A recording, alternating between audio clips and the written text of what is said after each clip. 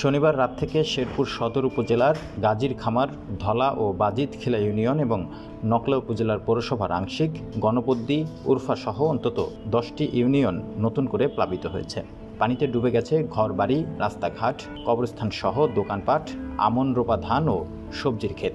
আরও পানিতে ভেসে গেছে বহু পুকুরের মাছ। দেখা দিয়েছে খাদ্যের সংকট। এই অঞ্চলে বন্যা পরিস্থিতি খুবই ভয়াবহ।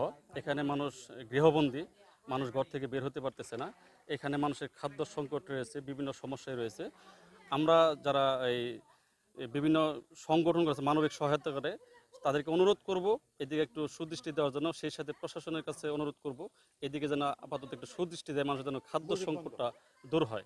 রোববার দুপুর থেকে বৃষ্টি কমে যাওয়ায় শেরপুরের শ্রীবর্দী, ঝিনাইগাতি ও নালিতাবাড়ী উপজেলা থেকে পানি কমতে শুরু করেছে। এর ফলে নিম্নাঞ্চলের নতুন নতুন এলাকা প্লাবিত হচ্ছে। আমাদের অনেক জমি জমা আবাদি ফসল তলিয়ে গেছে, আমাদের ঘরবাড়ি, ঘরের মেঝে পর্যন্ত পানি, ঘরের উপর পর্যন্ত পানি হয়ে গেছে। আমরা খাবার, শুকনো খাবার থেকে শুরু করে পর্যাপ্ত বিশুদ্ধ পানির অভাবে ভুগতেছি। আমরা ইতিমধ্যে যতটুকু ত্রাণ সহায়তা পেয়েছি তা প্রয়োজনের তুলনায় খুবই অপ্রতুল।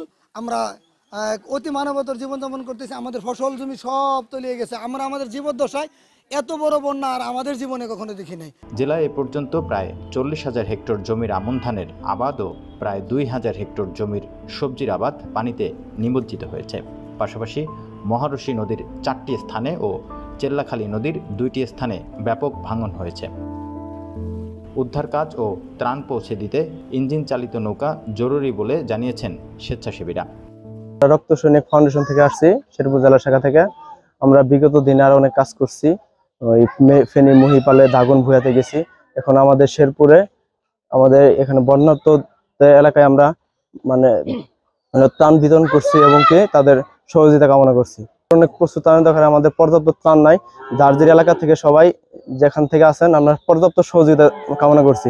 যেখানে কারণ এখানে হচ্ছে পানির প্রচন্ড স্রোতের কারণে আমরা সাধারণ নৌকা দিয়ে কোনোভাবে যেতে পারতেছি না। এখানে আসলে আসার পর আমাদের প্রাণীর স্রোত প্রচন্ড বেশি। আসলে আপনারা যদি কোনো রেস্কিউ টিম অথবা ত্রাণ দিতে শেরপুরে আসেন, অবশ্যই স্পিড বোট এবং ইঞ্জিন চালিত নৌকা নিয়ে আসবেন। ইতিমধ্যে পানি নামতে শুরু করায় নিম্নাঞ্চলের কিছু কিছু এলাকা প্লাবিত হওয়ার কথা জানিয়ে জেলা প্রশাসক বলছেন, পানিবন্দীদের খাবার সহ প্রয়োজনীয় সহায়তা চলমান রয়েছে। তো যেগুলো আমাদের ভাটি এলাকায় যেগুলো আছে, উপর থেকে পানি নেমে যাওয়ার কারণে আমাদের যে নালিতাবাড়ী উপজেলার কলস পাড়, জুগানিয়া, মরিচপুরা, রূপনারায়ণপুরা ইউনিয়ন, এগুলোতে পানি বেড়েছে। এছাড়া আমাদের নকলা ইউনিয়নের উপজেলা কয়েকটা ইউনিয়নে পানি বেড়েছে উপর থেকে পানি নেমে যাওয়ার কারণে। আবার সদর উপজেলার গাজীর খামার, ধলা ইউনিয়নে পানি বেড়েছে। এগুলাতে মানুষ উদ্ধার করতে হবে।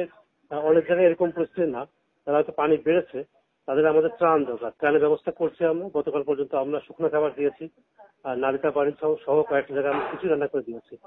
আজকেও উদ্যোগ নিয়েছি আমরা প্রত্যেক উপজেলা আশা করি কিছু রান্না করে দিতে পারবো। আমরা চেষ্টা করছি প্রত্যেকটা মানুষের দৌড়ে দৌড়ে যাওয়ার জন্য। বাংলাদেশ সেনাবাহিনী, তারপরে আমাদের ফায়ার সার্ভিস, তারাও কাজ করছে উদ্ধারে, রেস্কিউ বোট নিয়ে কাজ করছে। আশা করি বৃষ্টি যদি না হয়, আমরা আশা করি দুর্যোগ কাটিয়ে উঠতে পারবো তাড়াতাড়ি। জেলার ভোগাই, চেল্লাখালী, মহারশী ও সোমেশ্বরী নদীর পানি বিপদসীমার নিচ দিয়ে প্রবাহিত হচ্ছে।